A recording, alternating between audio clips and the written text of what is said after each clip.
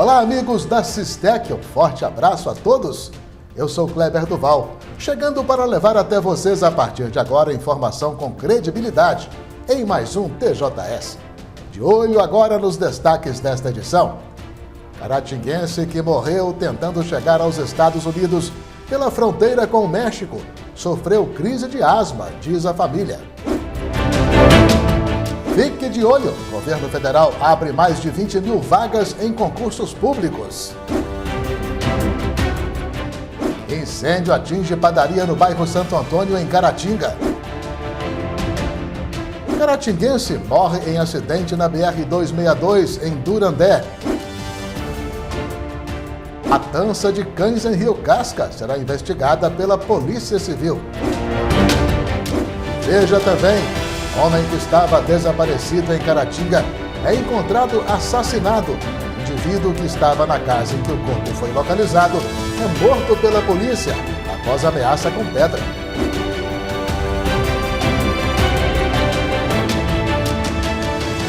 Esses e outros assuntos no TJS em instantes.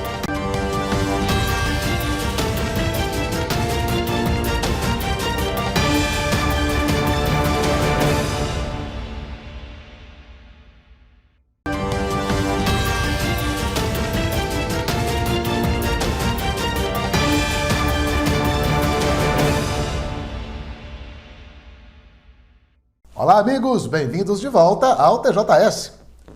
Um homem que estava desaparecido desde o último sábado foi encontrado assassinado na noite desta segunda-feira em uma casa em Caratinga.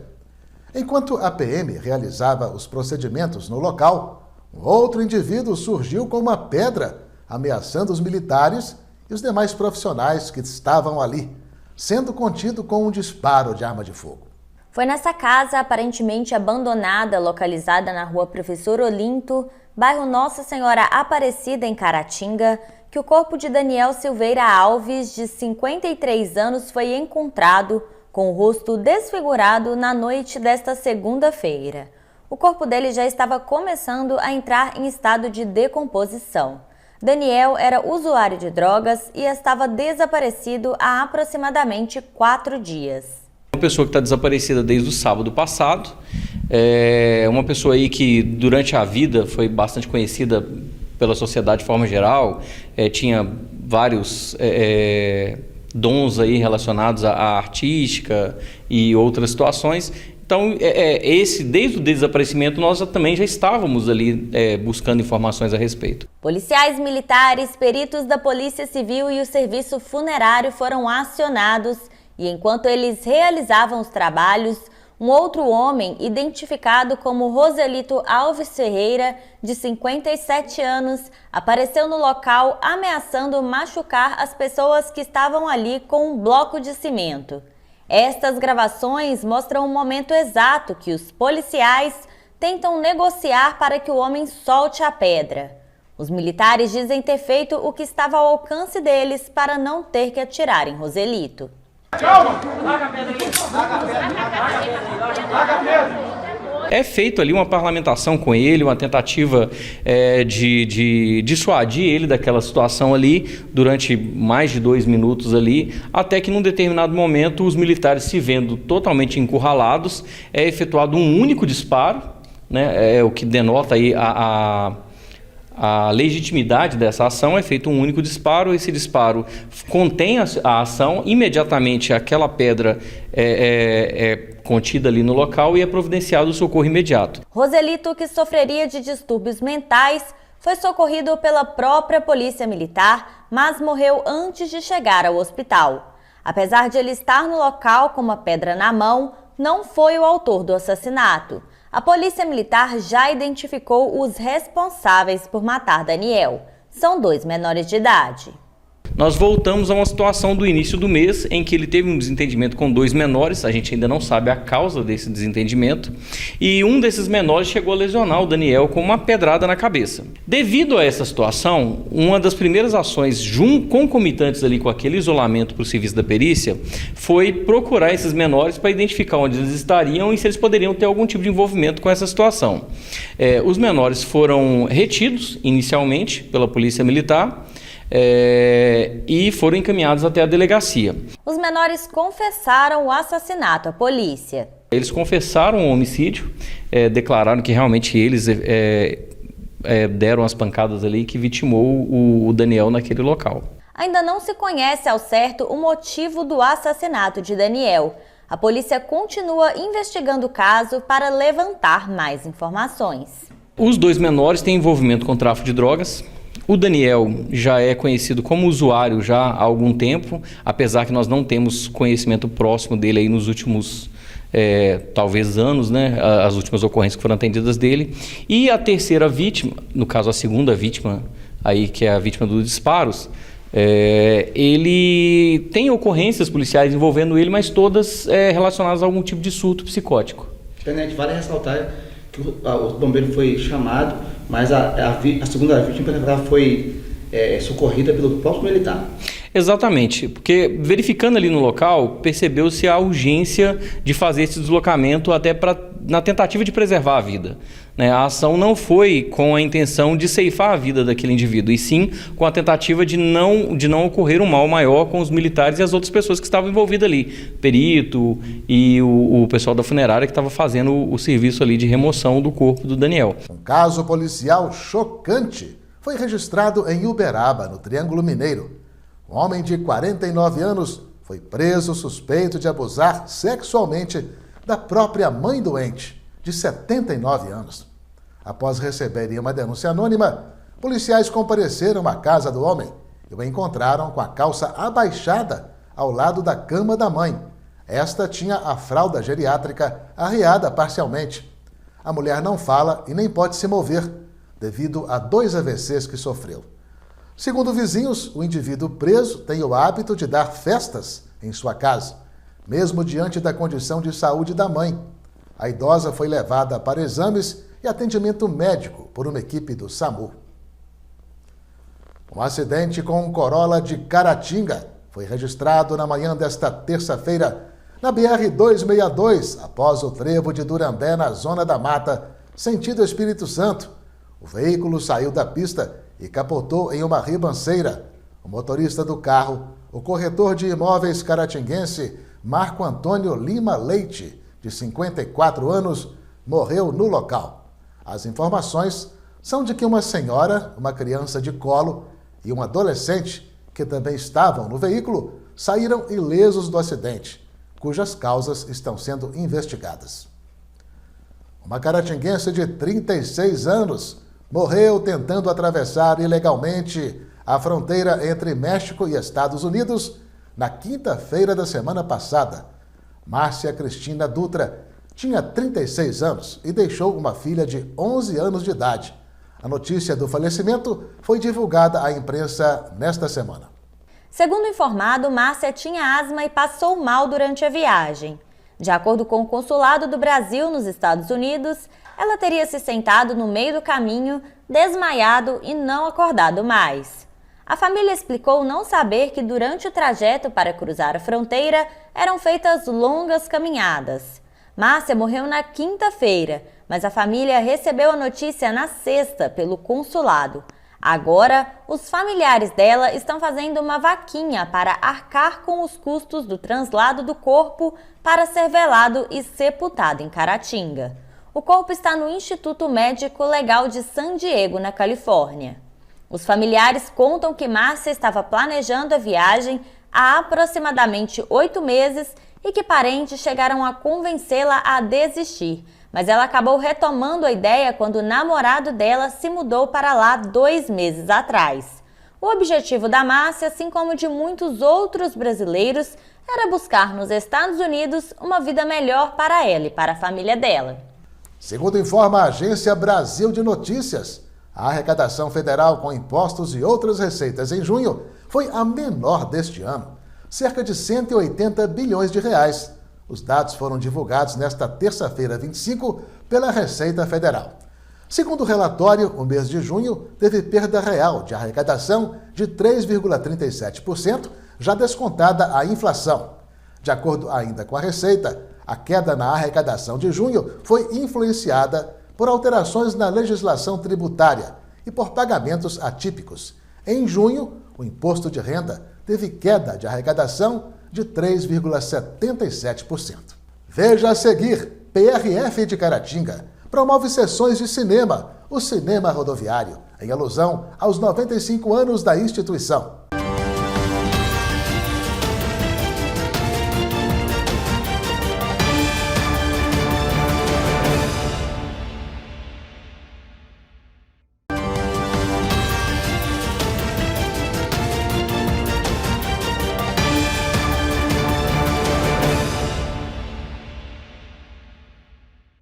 Olá pessoal, vamos então aí seguindo com o TJS.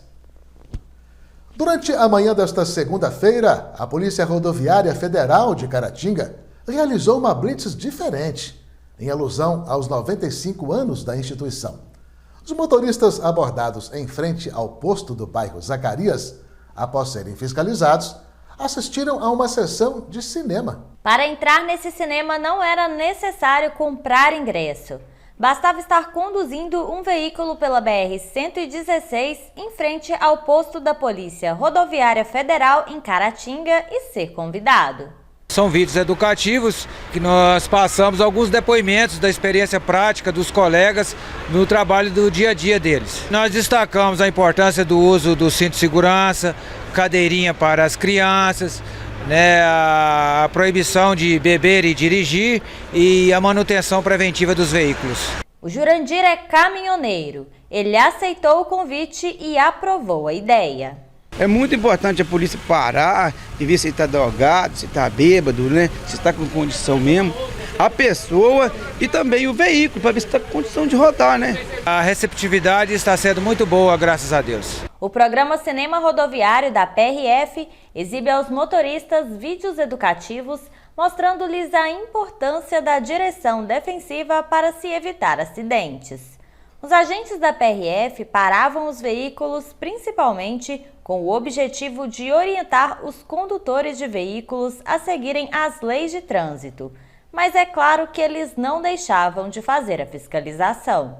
A ação foi em alusão aos 95 anos da instituição. A Polícia Rodoviária Federal, nesse mês de julho, está completando 95 anos de existência e nós estamos hoje fazendo aqui o Cinema Rodoviário, em que nós fiscalizamos os veículos e convidamos os condutores e os passageiros a assistir alguns vídeos de trânsito, são vídeos educativos. Eu acho muito importante o trabalho da PRF. Um homem que oferecia serviços de autoescola de forma irregular na cidade de Iapu foi denunciado à Justiça pelo Ministério Público. O citado estaria mantendo a empresa em atividade com as licenças de funcionamento junto ao Detran e à Prefeitura vencidas.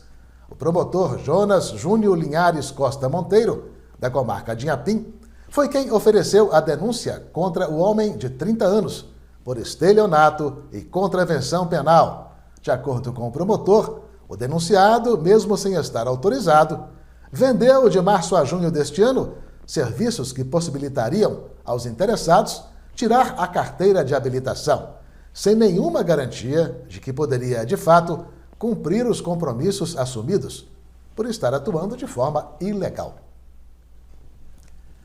Agora vamos falar de oportunidade de emprego. O governo federal anunciou a abertura de mais de 10 mil novas vagas em órgãos e empresas públicas ainda neste ano. Nos cursinhos preparatórios, a movimentação já começou. Nos sites especializados, as ofertas de vagas pulam na tela. Junte isso com as notícias de abertura de vários editais e o movimento dos cursinhos aumenta consideravelmente. Em alguns casos, a procura deu um salto no último mês. Olha, no último mês, nós percebemos um aumento de mais de 90% da procura, tanto em relação aos cursos presenciais, quanto aos cursos online. E, na verdade, se você perceber, essa previsão orçamentária de mais de 51 mil vagas, e o governo federal anunciou na semana passada, só para a Polícia Rodoviária Federal, Policial Rodoviário Federal, mais de 4 mil vagas. O governo federal anunciou que pretende abrir mais 10 mil novas vagas em órgãos e empresas públicas ainda neste ano. Somadas às ofertas já anunciadas anteriormente, o total pode chegar a quase 20 mil oportunidades em níveis médio e superior em todo o país. E as oportunidades não são só a nível federal. Minas Gerais e diversas prefeituras do estado têm vagas abertas ou têm editais prontos para serem publicados. Para quem quer começar a estudar, tem opções presenciais e à distância. Quando eu falo em preparação para concurso, eu falo em garra, querer dedicar aquilo, frisar aquilo, entendeu? Quando você vai fazer um social, você não fica o tempo todo frisando aquilo, você divide, entendeu? Aí começa a conhecer, tem coisa para fazer. Então, o concurseiro, ele tem que se tocar que ele quer aquilo. Se tocar, ele passa. Entendeu? Ele tem um objetivo. Então, o meu conselho é um notebook, uma boa internet e fibra. Com tantas vagas, a tendência é que a concorrência também cresça com o aumento de inscrições. Com experiência de 30 anos em cursinhos, o professor recomenda que os concurseiros de primeira viagem contenham a ansiedade. Só passa em concurso quem tenta o concurso. E o primeiro concurso vai pegar um conhecimento de como funciona, de como que é a prova, de como que é um simulado. Tanto que a gente aplica simulado como se fosse a prova real para o aluno treinar o nível de ansiedade. Porque a hora que ele recebe a prova, assim, os 10 primeiros minutos, ele tem tensão de adrenalina. Aí depois que ele acalma, que ele começa a resolver as questões. Então, não é do primeiro concurso que você pode fazer e desistir. Veja a seguir, alta no preço do ovo assusta. Aumentos já superam a inflação.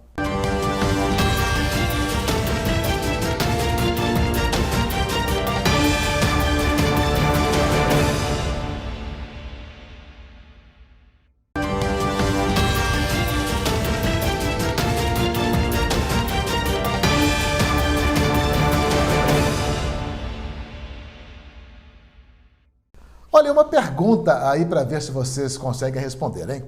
O que está havendo com o ovo? É o que muitos brasileiros andam indagando. O alimento vem aumentando de preço mês a mês. O preço do ovo de galinha teve a maior alta em uma década no Brasil, subindo mais de 20% nos últimos 12 meses. Esse aumento é 7 vezes maior que a inflação oficial do país. Realmente a gente constatou esse aumento, tá? Ele é um aumento que ele tem vindo gradativo, apesar da gente tentar trabalhar para não repassar todo esse aumento para a população. Infelizmente, em alguns momentos a gente não consegue segurar, mas realmente foi um aumento muito grande e gradativo. O alimento é considerado uma opção coringa no cardápio dos brasileiros, devido à sua versatilidade. Mas o aumento de preço está pesando no bolso do consumidor. Você chegou aqui e assustou com o preço? Assustei, rapaz. O preço está bem caro, está bem puxado. O seu João deixou o ovo para lá e optou em comprar uma carninha mesmo. Tá melhor comer carne, tá mais barato comer a carne do que o ovo. A carne barateou, o ovo subiu o preço, aí não tem como fazer, ué. Pois é, seu João, é que enquanto o ovo está caro, as carnes e o frango ficaram mais baratos no mesmo período, com reduções de aproximadamente 6,73% e 3,94%. Produtores reduziram a produção de ovos por conta do aumento do custo da ração. Por outro lado, as exportações aumentaram devido aos casos de gripe aviária em outros países. Esses são alguns dos fatores principais que contribuíram para a alta do preço do produto. Aí entra o jogo de cintura dos compradores, que precisam negociar bem com os fornecedores. A gente tenta fazer a negociação, uma negociação forte em cima de pelo menos um item da linha por semana, tá? Inclusive, entre amanhã e quarta-feira a gente vai ter um produto na promoção, que vai ser o PVC com 20, que eu tenho certeza que a concorrência não vai conseguir acompanhar a gente no preço. E a Polícia Civil de Rio Casca anunciou esta semana uma investigação rigorosa acerca da matança de cães, que vem sendo registrada naquela cidade da Zona da Mata Mineira. Nos últimos meses, dezenas desses animais vêm sendo encontrados mortos nas ruas, com sinais de envenenamento. As mortes têm preocupado muitos moradores, que temem serem seus cães as próximas vítimas. Segundo a Polícia Civil, a legislação é clara em relação aos maus tratos a animais, estabelecendo que o crime pode resultar em pena de até 5 anos de prisão para os seus praticantes. A polícia pede o apoio da comunidade de Rio Casca nessa investigação, no sentido de que faça denúncias anônimas para a identificação do possível autor dos envenenamentos, por meio do Disque Denúncia 181. Uma padaria pegou fogo em Caratinga na madrugada desta terça-feira. As chamas atingiram a área de produção da Esquina do Pão, no bairro Santo Antônio. 2 funcionários que trabalhavam no local conseguiram controlar o incêndio, usando recursos da própria padaria, equipada com hidrante, mangueiras e extintores. Quando os bombeiros militares chegaram, as chamas já haviam sido extintas. Segundo os funcionários, o incêndio foi causado pelo rompimento da mangueira de um botijão de gás que vazou em direção à trempe de um fogão que estava aceso no local. Com o combate imediato feito pelas funcionárias, o fogo não se expandiu para outras dependências da padaria e nem pelo restante do prédio de 4 andares em que o estabelecimento funciona. Segundo os bombeiros, o espaço em que se localiza a padaria não sofreu nenhum dano estrutural. O incêndio, no entanto, deixou um rastro de destruição.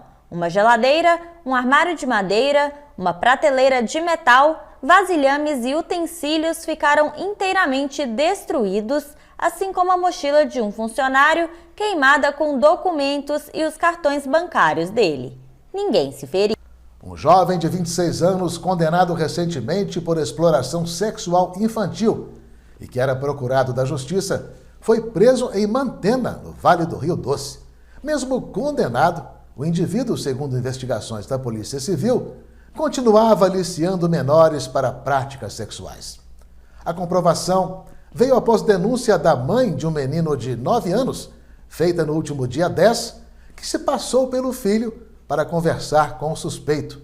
Na conversa via internet, a mulher constatou que a intenção do rapaz era manter contatos íntimos com a criança, mesmo após ser informado da idade dela.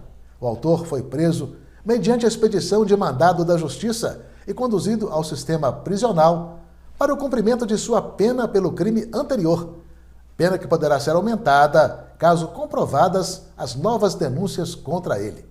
Possíveis vítimas estão sendo convidadas a procurar a polícia para fazer denúncias. Muito obrigado a você que esteve com a gente até aqui. Nos veremos de novo no próximo TJS. A todos um abraço e até lá.